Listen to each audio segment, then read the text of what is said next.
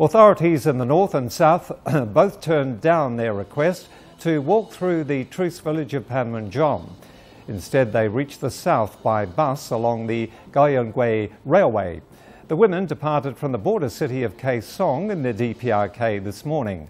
They crossed the heavily fortified 4-kilometre demilitarised zone at around noon. Among the activists were Nobel Peace Prize laureates Lema Mgowi from Liberia and Mairead Maguire from Northern Ireland.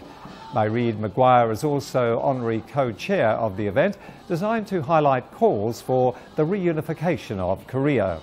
The women activists arrived in Pyongyang on Tuesday, where they held an international peace symposium with women in the DPRK.